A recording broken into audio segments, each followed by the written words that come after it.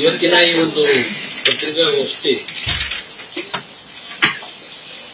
ಬಹುಶಃ ನೀವುಗಳು ಸಲ ಬಹಳ ಬ್ಯುಸಿ ಇದೆ, ನಮ್ಗೆ ಅರ್ಥ ಆಗ್ತದೆ. ಯಾಕೆಂದ್ರೆ ಬಹಳ ಜನ ನಾಯಕರುಗಳು ಕೊನೆಯ ಹಂತದಲ್ಲಿ ಚುನಾವಣಾ ಪ್ರಚಾರದಲ್ಲಿ ಭಾಗವಹಿಸ್ತಾ ಇದ್ದಾರೆ. ಅದರ ಜೊತೆಯಲ್ಲಿ ನಾನು ಸಹ ನಿಮಗೆ ಸ್ವಲ್ಪ ತೊಂದರೆ ಕೊಡ್ಲಿಕ್ಕೆ ಬಂದಿದ್ದೇನೆ.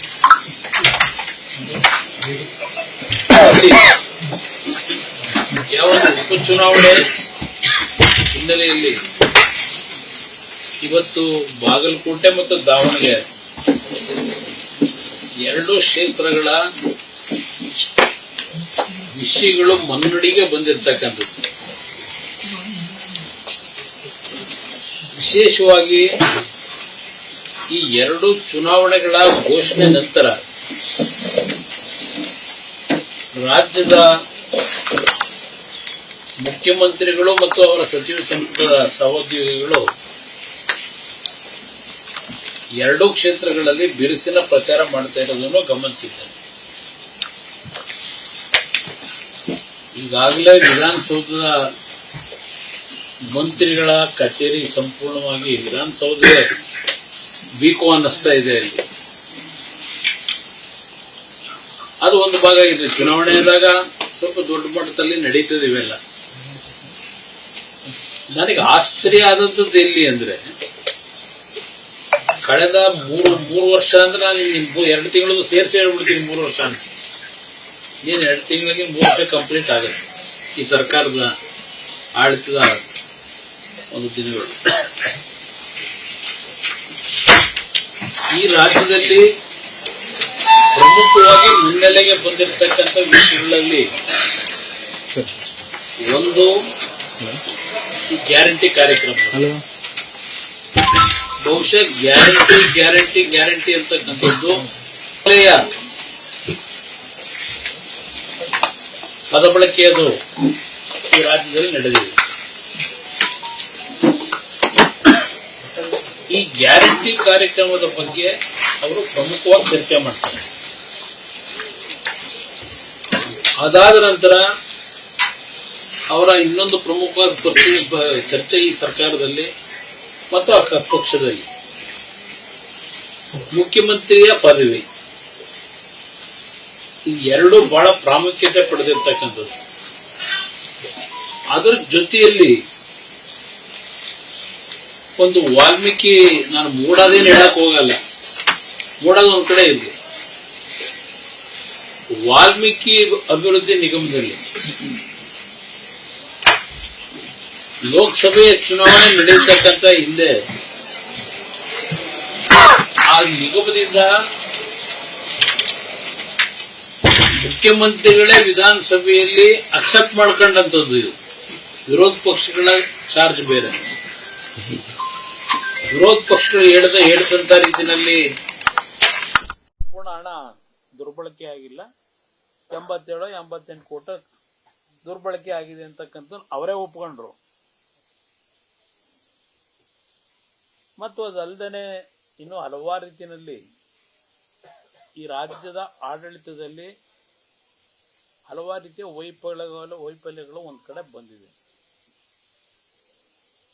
ಮುಖ್ಯಮಂತ್ರಿಗಳು ಈಗ ಚುನಾವಣಾ ಪ್ರಚಾರದಲ್ಲಿ ಏನಿದ್ದಾರೆ, ನಾನು ಮುಖ್ಯಮಂತ್ರಿಗಳಿಗೆ ನೇರವಾಗಿ ಕೇಳಲಿಕ್ಕೆ ಬಯಸ್ತೀನಿ ತಮ್ಮ ಮುಖಾಂತರ, ನಿಮ್ಮ ಗ್ಯಾರಂಟಿ ಕಾರ್ಯಕ್ರಮ ನಿಜಕ್ಕೂ ಜನಗಳ ಹೃದಯದಲ್ಲಿ ಇವತ್ತು ಅದಕ್ಕೆ ದೊಡ್ಡ ಮಟ್ಟದ ಒಂದು ಶಕ್ತಿ ಕೊಟ್ಟಿದ್ರೆ ನಿಮ್ಮ ಪಕ್ಷ ಕಾರ್ಯಕ್ರಮಕ್ಕೆ, ನೀವು ಬಾಗಲಕೋಟೆಗೆ ಬಂದು 5 ದಿನ ಪ್ರಚಾರ ಮಾಡಬೇಕಾದ ಅವಶ್ಯಕತೆ ಇತ್ತ? ಹಳ್ಳಿ ಮೇಲೆ ನೀವು ಹೋಗ್ತಕ್ಕಂಥ ಅವಶ್ಯಕತೆ ಇದೆಯಾ? ನಿಮ್ಮ ಕಾರ್ಯಕ್ರಮ ಅಷ್ಟೊಂದು ಪರಿಣಾಮಕಾರಿಯಾಗಿ ಈ ರಾಜ್ಯದಲ್ಲಿ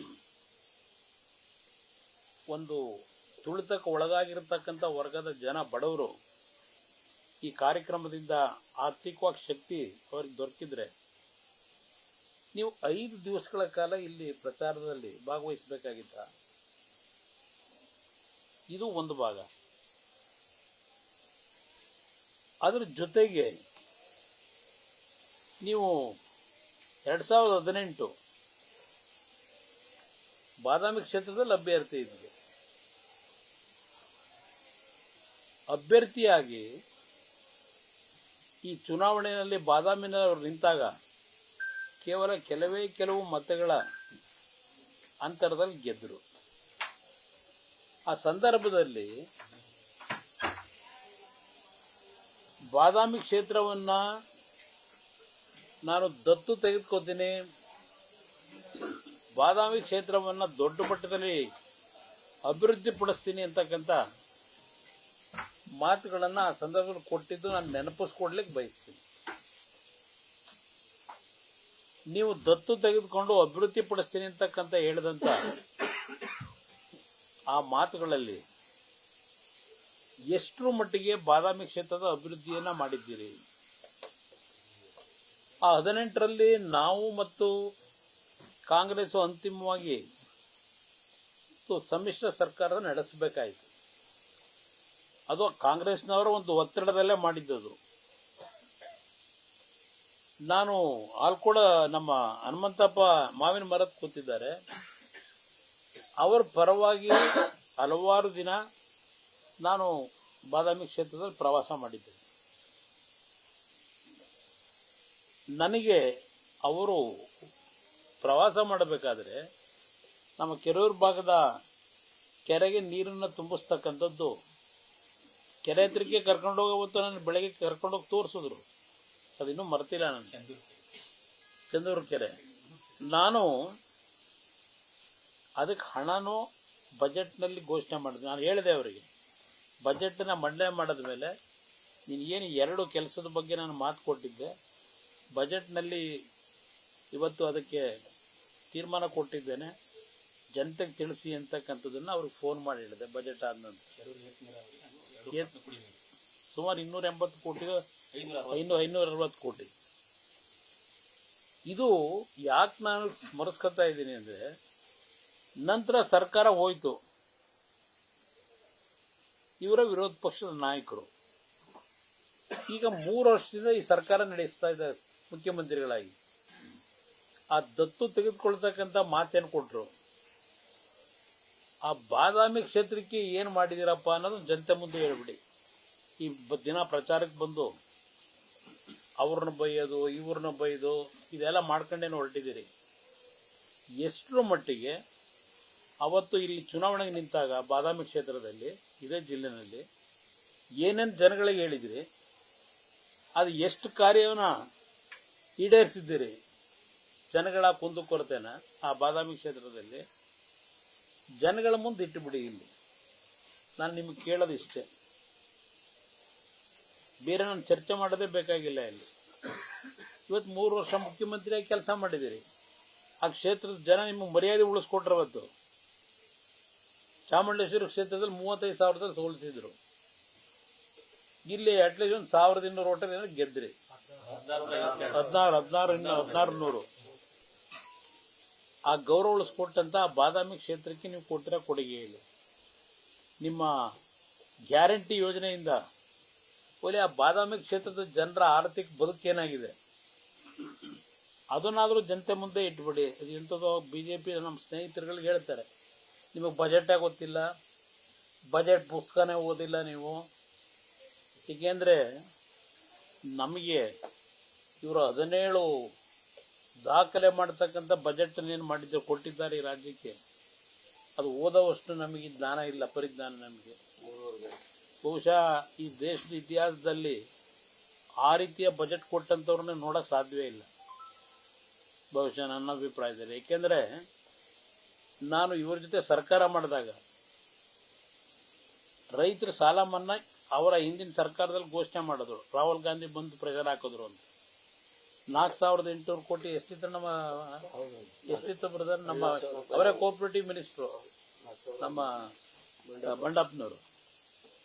ಅದು 4,000 ಕೋಟಿ ಅದನ್ನ ಮನ್ನಾ ಮಾಡ್ತಕ್ಕಂಥ ಹಣ ಕೊಡ್ತಕ್ಕಂಥದ್ದು ನನ್ನ ತಲೆ ಮೇಲೆ ಬಂದಿತ್ತು.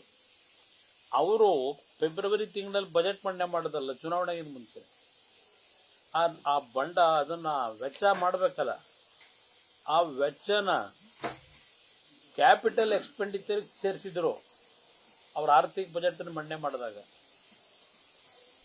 ಆ ಒಂದು ರೈತರಿಗೆ ಸಾಲ ಮನ್ನಾ ಯೋಜನೆ ಹಣ ಕೊಡೋದು, ಅದು ಆಕ್ಚುಲಿ ರೆವೆನ್ಯೂ ಎಕ್ಸ್ಪೆಂಡಿಚರ್ ನಲ್ಲಿ ಬರಬೇಕಾಗಿದ್ದು.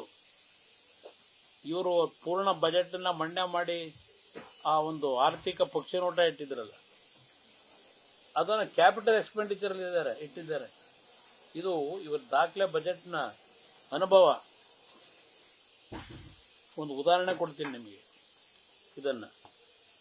ಅದರಿಂದ ಇವತ್ತು ನೀವು ಲಘುವಾಗಿ ವಿರೋಧ ಪಕ್ಷಗಳು ಮಾತನಾಡ್ತಕ್ಕಂಥದನ್ನ ತಾವು ಏನು ಪ್ರತಿಕ್ರಿಯೆ ಕೊಡ್ತೀರಿ, ಹೌದಪ್ಪ ನಾವು ನಿಮ್ಮಷ್ಟು ಬುದ್ಧಿವಂತರಲ್ಲ, ನೀವೇ ಎಲ್ಲ ಒಂದು ಈ ರಾಜ್ಯದ ಆಗು ಹೋಗುಗಳು, ಈ ರಾಜ್ಯದ ಬಡತನ ಎಲ್ಲ ತಿಳ್ಕೊಂಡು 5 ವರ್ಷ ಆಗ ನಡೆಸಿದ್ದೀರಿ, 3 ವರ್ಷ ನಡೆಸಿದ್ದೀರಿ. ಒಂದು ಕಡೆ ಗ್ಯಾರಂಟಿ ಸ್ಕೀಮ್ನಿಂದ ಜನತೆಯ ಆರ್ಥಿಕ ಸುಧಾರಣೆ ಆಗಿದೆ ಪರಿಸ್ಥಿತಿ ಅನ್ನೋದನ್ನು ಹೇಳ್ತಾ ಇದ್ದೀರಿ. ಇನ್ನೊಂದು ಕಡೆ ನೀವೇ ಹೇಳ್ತಾ ಇದ್ದೀರಿ ಕೇಂದ್ರ ಸರ್ಕಾರವನ್ನ ಪ್ರತಿನಿತ್ಯ ಟೀಕೆ ಮಾಡಿ ಇವತ್ತು ನಮ್ಮ ರಾಜ್ಯ ತಲಾ ಆದಾಯದಲ್ಲಿ ನಮ್ಮ ರಾಜ್ಯದ ಜನತೆ 2ನೇ ಸ್ಥಾನದಲ್ಲಿದ್ದೇವೆ ನಾವು ಅಂತಕ್ಕಂಥದ್ದನ್ನು ಹೇಳ್ತಾ ಇದ್ದೇವೆ. ಈಗ ತಲಾ ಆದಾಯದಲ್ಲಿ ನೀವು 2ನೇ ಸ್ಥಾನದಲ್ಲಿದ್ದರೆ ಅಂದ್ರೆ ಆರ್ಥಿಕವಾಗಿ ಪ್ರತಿ ಕುಟುಂಬಗಳ ಶಕ್ತಿ ಇವತ್ತು ವೃದ್ಧಿಸಿದ್ದೇವೆ. ಬೇರೆಯವರು ಹೋಲಿಕೆ ಮಾಡಿದ್ರೆ ನಾವು ಬಹಳ ಅತ್ಯಂತ ಆರ್ಥಿಕವಾಗಿ ಸದೃಢವಾಗಿದ್ದೇವೆ ಅಂತಕ್ಕಂಥದ್ದನ್ನ ಹೇಳ್ತಾ ಇದ್ದೀರಿ. ಇಷ್ಟು ದೊಡ್ಡ ಮಟ್ಟದಲ್ಲಿ ನೀವು ಸದೃಢವಾಗಿ ಪ್ರತಿ ಕುಟುಂಬಗಳ ತಲಾ ಆದಾಯವನ್ನ ಏರಿಕೆ ಮಾಡಿದ್ರೆ ಈ ಗ್ಯಾರಂಟಿ ಸ್ಕೀಮ್ ಅವಶ್ಯಕತೆ ಏನಿದೆ? ಎಲ್ಲ ಸಂಪದ್ಭರಿತವಾಗಿದ್ರೆ ಇದನ್ನ ಯಾಕೆ ಕೊಡ್ತಾ ಇದ್ದೀರಾಗಿದ್ರೆ? ನಿಮ್ಮಲ್ಲೇ ದ್ವಂದ್ವ ನೀತಿ ಇದೆ, ದ್ವಂದ್ವ ನಿಲುವುಗಳು ಮಾತನಾಡಬೇಕಾದ್ರೆ.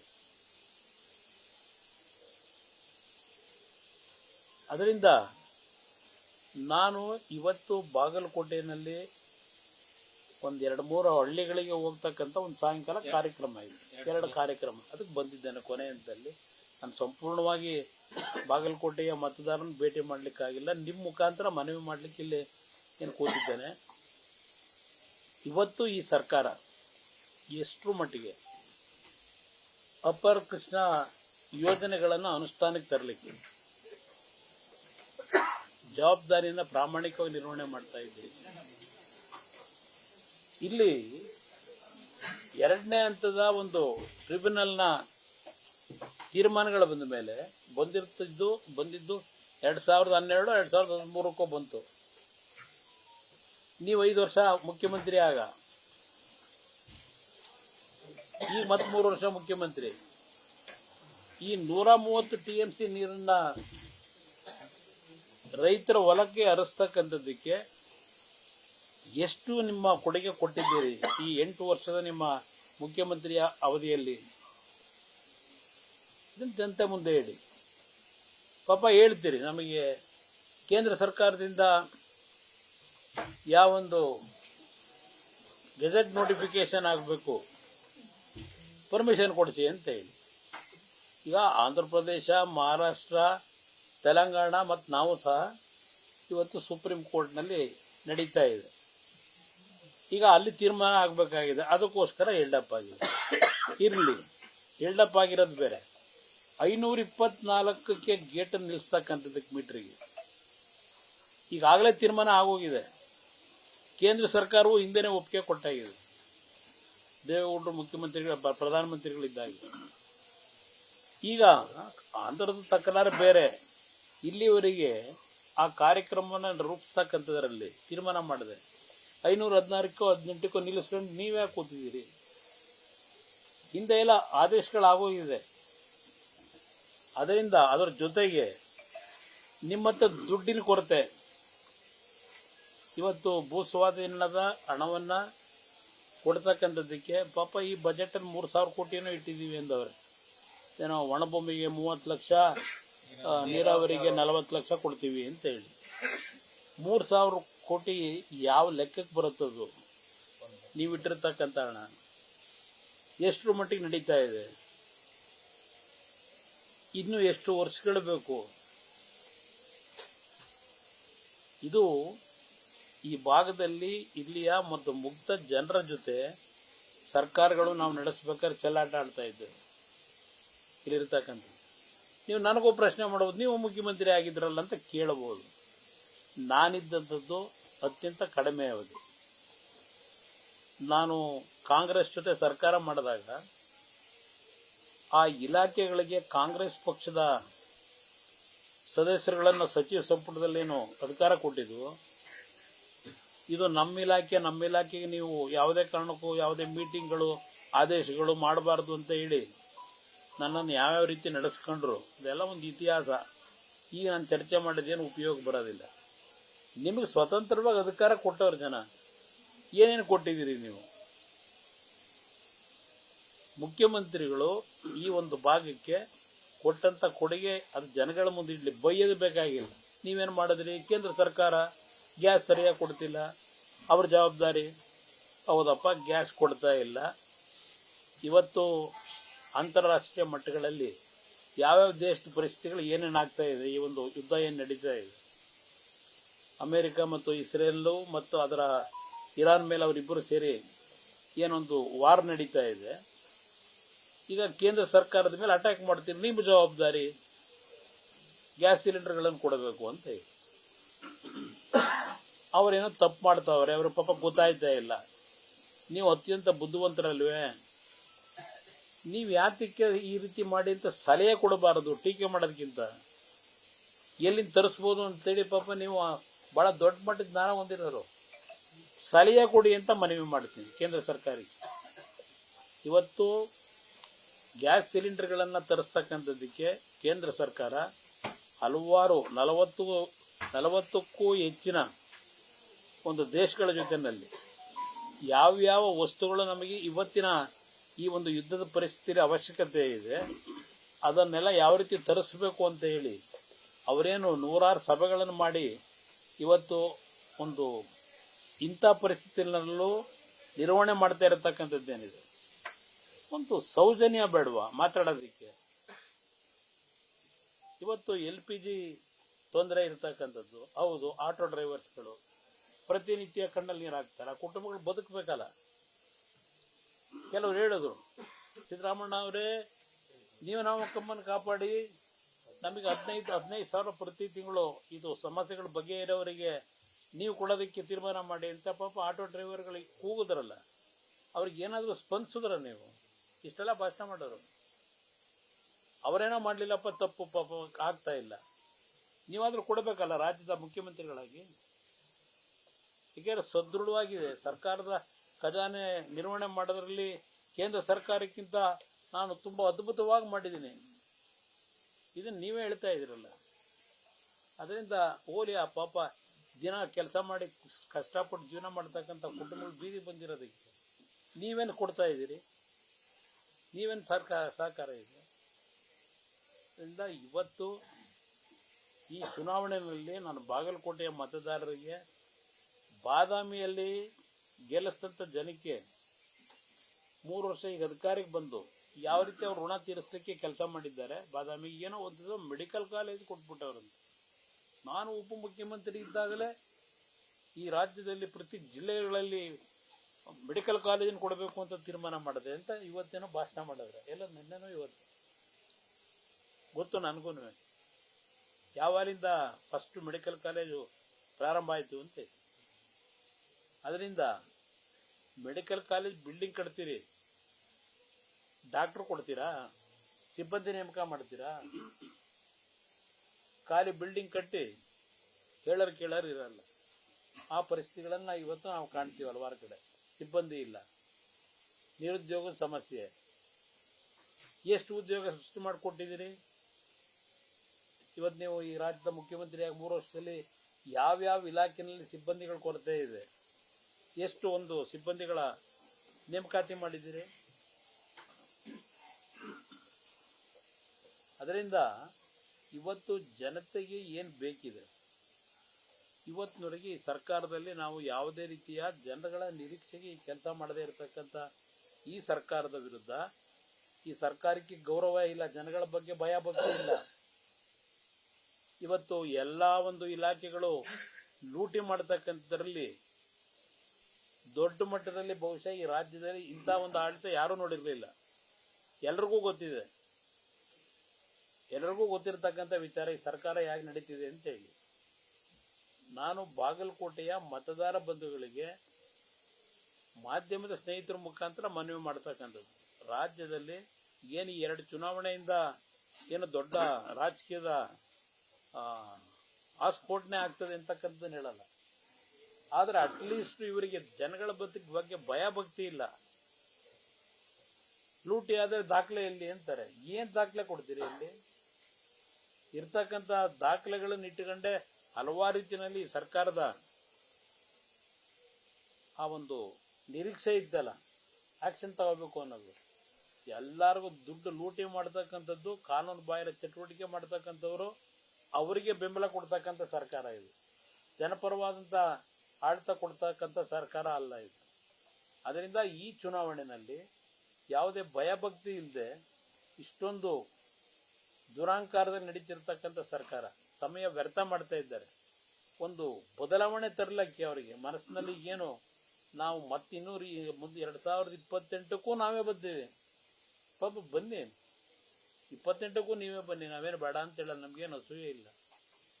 ಅದರಿಂದ ಜನತೆಗೆ ಮನವಿ ಮಾಡೋದು, ಇಂಥ ಒಂದು ಭ್ರಷ್ಟ ಸರ್ಕಾರವನ್ನು ಇವತ್ತು ಒಂದು ದಾರಿ ಕೆಟ್ಟ ದಾರಿಗೆ ಹೋಗಿದೆ, ಅದು ಸರಿಪಡಿಸ್ಲಿಕ್ಕೆ ಅವ್ರನ್ನ ಎಚ್ಚರಿಸ್ತಕ್ಕಂಥದ್ದಕ್ಕೆ ಮತದಾರರು ಈ 2 ಚುನಾವಣೆಗಳಲ್ಲಿ ಇವತ್ತು ಬಿಜೆಪಿ JDSನ ಅಭ್ಯರ್ಥಿಗಳಾಗಿ, ಮೈತ್ರಿ ಪಕ್ಷದ ಅಭ್ಯರ್ಥಿಗಳಾಗಿ ಚುನಾವಣೆಗೆ ಇಲ್ಲಿ ಬಾಗಲಕೋಟೆ ಭಾಗದಲ್ಲಿ ವೀರಣ್ಣ ಚಿರಂತಿಮಠ ಅವರ ಚುನಾವಣೆಗೆ ಸ್ಪರ್ಧೆ ಮಾಡಿದ್ದಾರೆ. ಅವರನ್ನ ಆಯ್ಕೆ ಮಾಡಿಕೊಡಿ ಅಂತಕ್ಕಂಥದ್ದು ಮತ್ತು ಈ ಭಾಗದ ಹಲವಾರು ಕುಟುಂಬದ ಮಕ್ಕಳಿಗೆ ಒಂದು ಉತ್ತಮವಾದ ರೀತಿಯ ಶಿಕ್ಷಣವನ್ನು ಕೊಡ್ತಕ್ಕಂಥದ್ರಲ್ಲಿ ಅವ್ರದೇ ಅಂತ ಸೇವೆ ಸಲ್ಲಿಸ್ತಾ ಇದ್ದಾರೆ. ಅವರಿಗೆ ದಯವಿಟ್ಟು ಆಯ್ಕೆ ಮಾಡತಕ್ಕಂಥದ್ದು ನಿಮ್ಮ ಮುಖಾಂತರ ಮನವಿಯನ್ನು ಮಾಡ್ತಾ ಇದ್ದಾರೆ. ನಾನು ದಿವಾಳಿ ಆಗಿದೆ ಅಂತ ಎಲ್ಲೂ ಹೇಳಲ್ಲ. ಮತ್ತೊಂದು ಕಡೆ ಸಿದ್ದರಾಮಯ್ಯನವರು ಹೇಳ್ತಾರೆ ಸರ್ಕಾರ ಸುಭದ್ರವಾಗಿದೆ, ಇನ್ನೂ 1,81,000 ಕೋಟಿ ಗ್ಯಾರಂಟಿಗೆ ಖರ್ಚು ಮಾಡ್ತೀವಿ ಇನ್ನೆರಡು ವರ್ಷದಲ್ಲಿ ಅನ್ನುವಂಥದ್ದು. ಗ್ಯಾರಂಟಿಗೆ ದುಡ್ಡು ಖರ್ಚು ಮಾಡತಕ್ಕಂಥದ್ರಲ್ಲಿ ಮಾಡ್ತಾ ಇಲ್ಲ ಅಂತೂ ನಾನು ಹೇಳ್ತಾ ಇಲ್ಲ. ಈಗ ಅದೇನೋ 1,31,000 ಕೋಟಿ ಇಲ್ಲಿವರೆಗೆ ಕೊಟ್ಟಿದ್ದೀವಿ ಅಂತಾರೆ. ಆ 1,31,000 ಕೋಟಿ ಏನು ಕೊಟ್ಟಿದ್ದೇವೆ ಅಂತಾರೆ. ಈಗ ಸಾಲದ ಬಗ್ಗೆನೆ ಕೇಂದ್ರ ಸರ್ಕಾರ ಸಾಲ ಮಾಡಿಲ್ವಾ ಅಂತ ಹೇಳ್ತಾರೆ. ಕೇಂದ್ರ ಸರ್ಕಾರವು ಸಾಲ ಮಾಡಿದ್ದಾರೆ, ಇವರು ಸಾಲ ಮಾಡ್ತಾ ಇದ್ದಾರೆ. ಈಗ 2026 ಮಾರ್ಚ್ಗೆ 8,14,000 ಕೋಟಿ ಸಾಲದ ಹೊರೆ ಈ ನಾಡಿನ ಜನತೆ ಮೇಲೆ ಬಿದ್ದಿದೆ. ಒಂದು ಕಡೆ ಸಾಲ ಇವರೇನು ಹೇಳ್ತಾರೆ, ಗ್ಯಾರಂಟಿ ಸ್ಕೀಮಿಗೆ 1,31,000 ಕೋಟಿ ಇಲ್ಲಿವರೆಗೆ ಕೊಟ್ಟಿದ್ದೀವಿ ಅಂತ ಹೇಳ್ತಾ ಇದಾರಲ್ವೇ. ಈಗ ಸಾಲ ಮಾಡಿರೋದು ಎಷ್ಟು ಮಾಡವ್ರೆ? ಇವತ್ತು ಸಾಲ ಅದಕ್ಕಿಂತ ಜಾಸ್ತಿ ಮಾಡಿದ್ದಾರೆ ಇವ್ರು ಕೊಟ್ಟಿರೋದಕ್ಕಿಂತ. 2-3 ವರ್ಷದಲ್ಲಿ ಸಾಲ ತೆಗೆದ್ರೆ ಇವರೇನು ಗ್ಯಾರಂಟಿ ಸ್ಕೀಮನ್ನ ಕೊಟ್ಟಿದ್ದಾರೆ ಅದಕ್ಕಿಂತಲೂ ಹೆಚ್ಚಿನ ಸಾಲದ ಹೊರೆನ ಜನಗಳ ಮೇಲೆ ಹೊರಿಸಿದ್ದಾರೆ ಒಂದು ಭಾಗ. ಅದರ ಜೊತೆಗೆ ಯಾವ್ಯಾವ ಬಾಪ್ನಲ್ಲಿ ಎಷ್ಟೆಷ್ಟು ತೆರಿಗೆಯನ್ನ ಏರಿಸ್ತಾ ಬಂದರು, ಲ್ಯಾಂಡ್ ರಿಜಿಸ್ಟ್ರೇಷನ್ ಅಲ್ಲಿ ಏನ್ ಮಾಡಿದ್ರು, ವ್ಯಾಲ್ಯೂಯೇಷನ್ ಅಲ್ಲಿ ಏನ್ ಮಾಡಿದ್ರು, ಎಷ್ಟೆಷ್ಟು ಏರಿಕೆ ಮಾಡಿದ್ದಾರೆ. 3 ಬಾರಿ ತೆರಿಗೆ ಹಾಕಿರೋದು. ಇನ್ನು ಅದೆಂತದ್ದು ನಿಮ್ಮ ಬಾಟ್ಲುಗಳ ಮೇಲೆ ಯಾವ್ಯಾವ ಇಲಾಖೆಯಲ್ಲಿ ಎಲ್ಲೆಲ್ಲಿ ಸಿಗುತ್ತೋ ಎಲ್ಲಾ ರೀತಿಯಲ್ಲೂ ಇವತ್ತು ಖಜಾನೆ ತುಂಬಿಸ್ತೀವಿ ಅಂತೇಳಿ ಜನಗಳ ಮೇಲೆ ಹೊರೆ ಬರ್ಸೋದು ಇಲ್ಲಿ ಮಾಡಿರೋದು. ಈಗ ಆ ಗ್ಯಾರಂಟಿ ಸ್ಕೀಮ್ಗೆ ಕೊಡ್ತಕ್ಕಂಥದ್ದಕ್ಕೆ ನಮ್ದು ಅಬ್ಜೆಕ್ಷನ್ ಇಲ್ಲ, ಕೊಡಿ ಸಂತೋಷ. ಆದರೆ ನಿಮ್ಮ ಕ್ಯಾಪಿಟಲ್ ಎಕ್ಸ್ಪೆಂಡಿಚರ್ನಲ್ಲಿ ಏನೇನು ಮಾಡಿದಿರಿ ಹೇಳಿ. ರಾಜ್ಯದ ಆಸ್ತಿಯನ್ನು ವೃದ್ಧಿಗೊಳಿಸಲಿಕ್ಕೆ ಅದು ಚರ್ಚೆ ಆಗಬೇಕು. ನೀವು ಇಟ್ಟಿದ್ದೆಷ್ಟು, ಅದರಲ್ಲಿ ಎಷ್ಟು ಖರ್ಚು ಮಾಡಿದ್ರಿ, ನಿಮ್ಮ ಇಲಾಖೆಗಳಿಗೆ ನೀವು ಪ್ರತಿ ವರ್ಷ ಕೊಟ್ಟಂತ ಬಜೆಟ್ ಏನಿದೆ, ಆ ಬಜೆಟ್ SC/ST ಕಾರ್ಪೊರೇಷನ್ ಅದಕ್ಕೆ ಇಟ್ಟಿದ್ದ ಹಣ ಎಷ್ಟು, ಅದು ಎಷ್ಟರ ಮಟ್ಟಿಗೆ ನೀವು ಅದನ್ನು ಉಪಯೋಗ ಪಡಿಸ್ಕೊಂಡಿದ್ದೀರೋ ದುರುಪಯೋಗ ಪಡಿಸ್ಕೊಂಡಿದ್ದೀರೋ ಇದೆಲ್ಲ ಹೇಳ್ಬೇಕಲ್ಲ.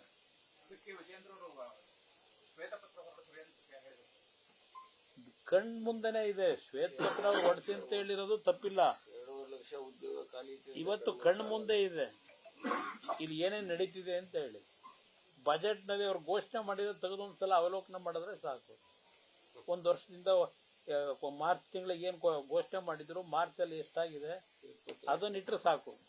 ನೀವು ಓದಿದ್ರೆ ಗೊತ್ತಾಗತ್ತೆ. ಹಾ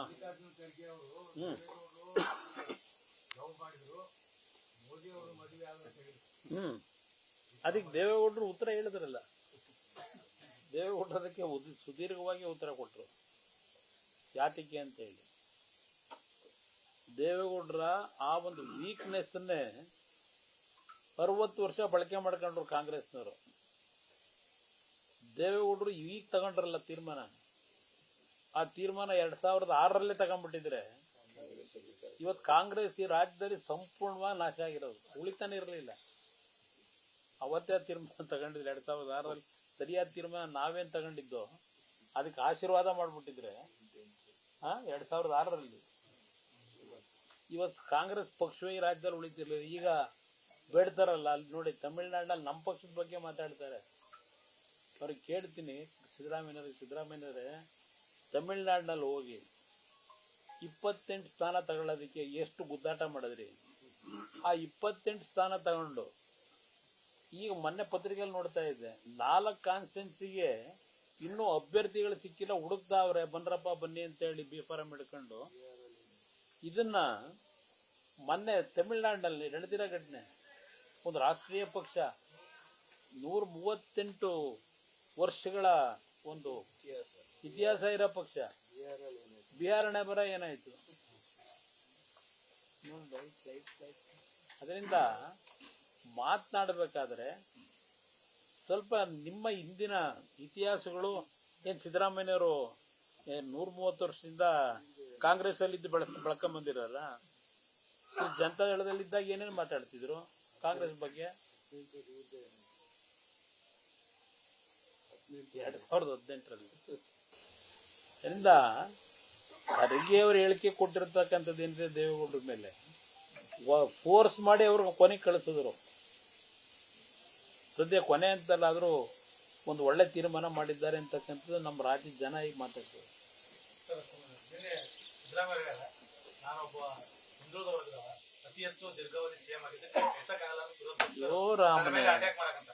ಈಗ ಹಿಂದುಳಿದ ವರ್ಗದ ನಾಯಕ ಈಗ ಹೇಳ್ಕೋಬಹುದು. ಅವ್ರನ್ನ ಹಿಂದೆ ಬೆಳೆಸಬೇಕಾದ್ರೆ ಯಾರ್ಯಾರ ಕೊಡುಗೆ ಇದೆ, ಈ ಕಾಂಗ್ರೆಸ್ನವರು ಅವ್ರನ್ನ ಗುರುತಿಸಬೇಕಾದ್ರೆ ಆ ಮಟ್ಟಕ್ಕೆ ಅವ್ರು ಬೆಳಿಬೇಕಾದ್ರೆ ಕೊಡುಗೆ ಯಾರ್ಯಾರ್ದಿದೆ? ಅಸೂಯೆ ಯಾಕೆ ಪಡಬೇಕು? ಈಗ ಪಡ್ತಾವ್ರ ಅಸೂಯೆನ? 5 ವರ್ಷ ಹಿಂದೇನು ಮುಖ್ಯಮಂತ್ರಿ ಆಗಿದ್ರು, ಈಗ ಚೇರ್ ಬಿಟ್ಕೊಡ್ಬೇಕಲ್ಲ. ನಾವೇನ್ ಚೇರ್ ಬಿಡು ಅಂತ ಹೇಳ್ತಾ ಇಲ್ಲ, ಅಲ್ಲಿ ಕಾಂಗ್ರೆಸ್ನಲ್ಲೇ ನಡೀತಾ ಇರೋದು ಚೇರ್ ಬಿಡಿ ಅಂತ ಹೇಳಿ. ಈಗ ಅವರಿಗೆ ನನ್ನ ಬಗ್ಗೆ ಹೊಟ್ಟೆ ನೋವು ಶುರುವಾಗಿದೆ ಅಂತ ಏನ್ ಹೇಳ್ತಾರೆ, ಅದನ್ನ ನಮಗೇನು ಹೊಟ್ಟೆ ನೋವು ನಡೀತಿರೋ ಆಗ್ತಿಲ್ಲ. ಹೊಟ್ಟೆ ನೋವು ಇರೋದು ಅವ್ರ ಪಕ್ಷದ ಅಕ್ಕಪಕ್ಕ ಅವರಲ್ಲ, ಅವ್ರಿಗೆ ಹೊಟ್ಟೆ ನೋವು ಶುರುವಾಗಿದೆ, ಅದಕ್ಕೆ ಔಷಧಿ ಕೊಟ್ಟುಕೊಳ್ಳಿ ನೀವು. ಅಸೂಯೆ ಪಡ್ತಿರೋದು.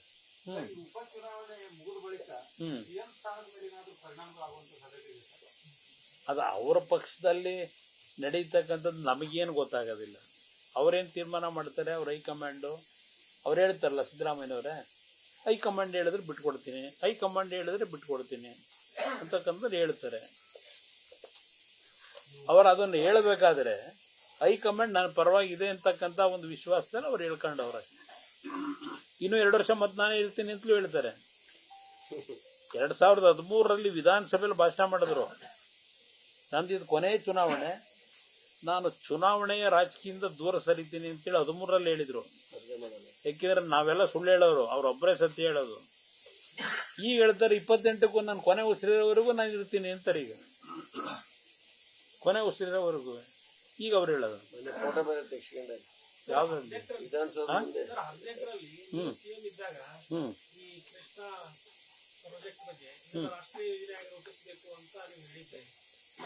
ಕೇಂದ್ರದಲ್ಲಿ ನೀವೇ ಮಂತ್ರಿಗಳಿದ್ದೀರಿ, ಆ ನಿಟ್ಟಿನೊಳಗೆ ಅದು ಏನಾದರೂ ಪ್ರಯತ್ನಗಳು ಆಗಿಲ್ಲ ಯಾಕೆ? ಆಗ್ತಾ ಇಲ್ಲ ಅಂತ ಅಂದ್ರೆ ಇಲ್ಲಿಯ ಸರ್ಕಾರಗಳು ಕೇಂದ್ರ ಸರ್ಕಾರದ ಜೊತೆ ದಿನ ನೀವು ಸಂಘರ್ಷ ಮಾಡ್ಕೊಂಡು ಕೂತ್ಕೊಂಡು ಕೇಂದ್ರ ಸರ್ಕಾರದ ಸಂಬಂಧಪಟ್ಟಂತ ಮಂತ್ರಿಗಳು ಪ್ರಧಾನಮಂತ್ರಿಗಳ ಹತ್ರನೂ ಹೋಗಿ ಒಂದು ಅವ್ರನ್ನ ವಿಶ್ವಾಸಕ್ಕೆ ತೆಗೆದುಕೊಳ್ತಕ್ಕಂಥ ಕೆಲಸ ಇವ್ರು ಮಾಡದೇ ಇದ್ರೆ ಎಲ್ಲಿಂದ ನಾವು ಮಾಡಿಸೋದು? ಇವತ್ತವರೆಗೆ ನಮ್ಮ ಹತ್ರ ಯಾರು ಬಂದು ಚರ್ಚೆ ಮಾಡಿಲ್ಲ.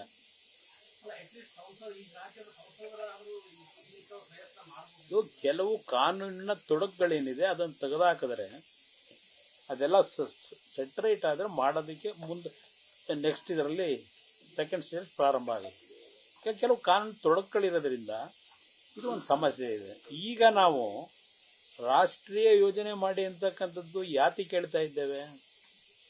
ಈಗ ಮೊದಲನೇ ಹಂತದಲ್ಲಿ ಯಾವುದೇ ರಾಷ್ಟ್ರೀಯ ಯೋಜನೆ ಮಾಡಿಕೊಡಿ, ನಮಗೆ ಕೇಂದ್ರದಿಂದ ದುಡ್ಡು ಕೊಡಿ ಅಂತ ಹೇಳಿ ನಾವು ಎಷ್ಟು ಕೇಳಿದ್ರು ಒಂದು ನಯಾ ಪೈಸಾ ಬಂದಿರಲಿಲ್ಲ. ದೇವೇಗೌಡರು ಪ್ರಧಾನಮಂತ್ರಿಗಳಾದ ಮೇಲೆ ಅವರು ತೆಗೆದುಕೊಂಡಂತ ನಿರ್ಧಾರ ಒಂದು 15ರಿಂದ 20,000 ಕೋಟಿ ದುಡ್ಡು ಬಂತು ನಮ್ಮ ನೀರಾವರಿ ಯೋಜನೆಗಳಿಗೆ. ಇಲ್ಲಿ ನೀವು ಪ್ರತಿನಿತ್ಯ ನರೇಂದ್ರ ಮೋದಿ ಅವ್ರನ್ನ ಬೈಕೊಂಡು ನೀವು ಹೋದ್ರೆ ಇವರೇನು ಯಾರೋ ಬಂದು ಚರ್ಚೆನೂ ಮಾಡಲ್ಲ. ಇಂಥ ಒಂದು ಪರಿಸ್ಥಿತಿ ಇವರೇ ಸಂಘರ್ಷಕ್ಕೆ ಪ್ರತಿನಿತ್ಯ ಎಡೆ ಮಾಡಿಕೊಟ್ಟವ್ರೆ. ಎಲ್ಲಿ ಬಂದವ್ರೆ? ಎಷ್ಟು ಬಾರಿ ಎಲ್ಲಿ ಬಂದವ್ರೆ? ಏನ್ ಆ ಸಭೆಗೆ ಹೋಗಿ ಏನ್ ಮಾಡ್ಬೇಕು ನಾವು? ಅವರ ಸಭೆಯಲ್ಲಿ ಏನ್ ಚರ್ಚೆ ಮಾಡ್ತಾರೆ? ಯಾವ ಸಭೆ ಹೇಳಿ? ಈಗ ಕೃಷ್ಣ ಅಪ್ಪರ್ ಕೃಷ್ಣಾದ್ದೇನಿದೆ ಕೋರ್ಟ್ನಲ್ಲಿ ಕೆಲವು ವ್ಯಾಜ್ಯ ಇದೆ. ಅದು ಮೊದಲು ರಾಜ್ಯ ಸರ್ಕಾರ ಕೋರ್ಟ್ನಲ್ಲಿ ಸರಿಯಾದ ರೀತಿ ಇವತ್ತು ಕೆಲವು ತೀರ್ಮಾನಗಳನ್ನ ಪಡೀತಕ್ಕಂಥ ನಿಟ್ಟಿನಲ್ಲಿ ಕೆಲಸ ಮಾಡಬೇಕು ನಮ್ಮ ವಕೀಲರು. ಅದರ ಕಡೆ ಮೊದಲು ಗಮನ ಕೊಡಲಿ.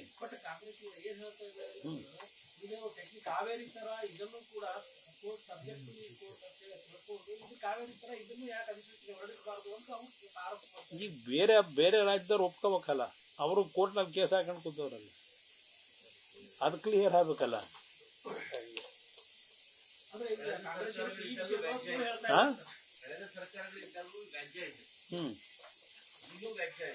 ಹೌದು. ಪರಿಹಾರ ಯಾವಾಗ ಆಗುತ್ತೆ ಅಂದ್ರೆ ಇಲ್ಲಿ ಈಗ ಪರಿಹಾರ ಯಾವಾಗ ಆಗುತ್ತೆ ಅಂದ್ರೆ ಪಕ್ಕದ ಆಂಧ್ರ ಪ್ರದೇಶದ ನಿಮ್ಗೊಂದು ಎಕ್ಸಾಂಪಲ್ ಕೊಡ್ತೀನಿ. ಅಲ್ಲಿಯ ಮತದಾರರು ತೆಗೆದುಕೊಂಡಂತ ನಿರ್ಧಾರ ಇವತ್ತು ಅಲ್ಲಿ ಆಂಧ್ರ ಪ್ರದೇಶಕ್ಕೆ ಯಾವೊಂದು ಹಲವಾರು ಸಮಸ್ಯೆಗಳಿತ್ತು, ಜಾತಿಕ ಸಮಸ್ಯೆಗಳಿಗೆಲ್ಲ ಪರಿಹಾರ ದೊರಕ್ತಾ ಇದೆ.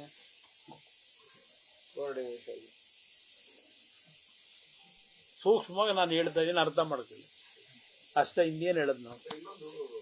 ಹಾ,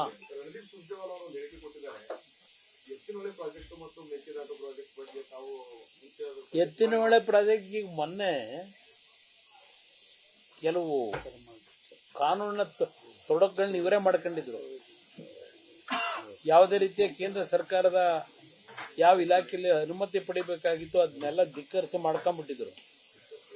ಅದನ್ನ ಇವತ್ತು ಮೊನ್ನೆ ಸೆಟರೇಟ್ ಮಾಡಿ ಒಪ್ಪಿಗೆ ಕೊಟ್ಟವ್ರಲ್ಲ ಮಾಡಿ ಕೆಲಸ ಅಂತ ಹೇಳಿ. ಯಾರಿಗೋಸ್ಕರ ಕೊಟ್ಟರು? ದೇವೇಗೌಡರು ಅಲ್ಲಿ ಯಾವೊಂದು ರಾಜ್ಯಸಭೆಯಲ್ಲಿ ಚರ್ಚೆ ಮಾಡಿ ಮನವಿ ಮಾಡಿದ್ರು, ಅದರ ಮೇಲೆ ಎತ್ತಿನಹೊಳೆದು ಕ್ಲಿಯರೆನ್ಸ್ ಕೊಟ್ಟವ್ರೀಗ ಮಾಡ್ಕೊಳ್ಳಿ ಕೆಲಸನ ಅಂತ. ಇವತ್ತು ಅಪ್ಪರ್ ಭದ್ರ ಕ್ಲಿಯರೆನ್ಸ್ ಕೊಡ್ಲಿಕ್ಕೆ ಕಾರಣ ದೇವೇಗೌಡರ ಒಂದು ಸಮಯ ಆಗಿರ್ತಕ್ಕಂಥದ್ದು. ಅದಕ್ಕೂ ಸಮಯ ಎಲ್ಲದಕ್ಕೂ ನಾವು ಚರ್ಚೆ ಅಂತ ಇದ್ದೇವೆ. ಹಲವಾರು ವರ್ಷಗಳ ಸಮಸ್ಯೆಗಳಿಗೆ ಪರಿಹಾರ ಒಂದೇ ಸಲ ತರಲಿಕ್ಕಾಗೋದಿಲ್ಲ. ಅವ್ರಿಗೂ ಒಪ್ಪಿಸಬೇಕಲ್ಲ. ಅವ್ರಿಗೂ ಹಲವಾರು ಸಮಸ್ಯೆಗಳು ಕೇಂದ್ರ ಸರ್ಕಾರದಲ್ಲಿ ರಾಜಕೀಯವಾಗೂ ಇರ್ತದೆ. ನೋಡ್ಕೊಂಡು ಯಾವ ಸಂದರ್ಭದಲ್ಲಿ ಏನು ಮಾಡಬೇಕು ಗೊತ್ತಿದೆ. ಈ ರಾಜ್ಯ ಉಳಿಸ್ತಕ್ಕಂಥ ನಿಟ್ಟಿನಲ್ಲಿ ರಾಜ್ಯದ ನೀರಾವರಿಯ ಒಂದು ವಿಷಯಕ್ಕೆ ಸಂಬಂಧಪಟ್ಟಾಗೆ ನಮ್ಮ ಒಂದು ಹಕ್ಕನ್ನು ಪಡೆಯತಕ್ಕಂಥ ನಿಟ್ಟಿನಲ್ಲಿ ಯಾವ್ಯಾವ ಹಂತದಲ್ಲಿ ನಮ್ಮ ಒಂದು ಜವಾಬ್ದಾರಿ ನಿರ್ವಹಣೆ ಮಾಡಬೇಕು, ಇವರಿಂದ ಹೇಳಿಸ್ಕೋಬೇಕಾಗಿಲ್ಲ, ನಾವು ಮಾಡಿಸ್ತೀವಿ. ಅಲ್ಲ, ಈಗ ಆಗಲೇ ಸುಪ್ರೀಂ ಕೋರ್ಟು ಈಗಾಗಲೇ ಒಂದು ತೀರ್ಪು ಕೊಟ್ಟು ನೀವು ವಾಟರ್ ಮ್ಯಾನೇಜ್ಮೆಂಟ್ ಬೋರ್ಡ್ ಮುಂದೆ ಹೋಗಿ ಅಂತ ಹೇಳಿದ್ದಾರೆ. ಅಲ್ಲಿ ಚರ್ಚೆ ಮಾಡಿ ಅಂತ ಹೇಳಿ. ಈಗ ಪಕ್ಕದ ತಮಿಳುನಾಡು ಇವರ ಒಡಂಬಡಿಕೆ ಇರ್ತಕ್ಕಂಥ ರಾಜ್ಯವೇ ಅಲ್ವಾ, ಅವ್ರನ್ನ ಒಪ್ಪಿಸ್ಬೇಕಲ್ಲ. ಅಲ್ಲಿ ಚರ್ಚೆ ಆಗ್ತಿದೆ. ಸುಪ್ರೀಂ ಕೋರ್ಟ್ ಕ್ಲಿಯರೆನ್ಸ್ ಕೊಟ್ಟಿಲ್ಲ, ನೀವು ಅಲ್ಲಿ ಬಗೆಹರಿಸ್ಕೊಳ್ಳಿ ಅಂತ ಹೇಳವ್ರೆ. ಅದನ್ನ ಕೂತ್ಕೊಂಡು ಸರ್ಕಾರಗಳ ಮಧ್ಯೆ ನಡೆಸಬೇಕು. ಅವರ ಹೊಂದಾಣಿಕೆ ಇರತಕ್ಕಂಥ ಮೈತ್ರಿ ಪಕ್ಷವೇ ತಮಿಳುನಾಡಿನಲ್ಲಿ ಅಧಿಕಾರದಲ್ಲಿ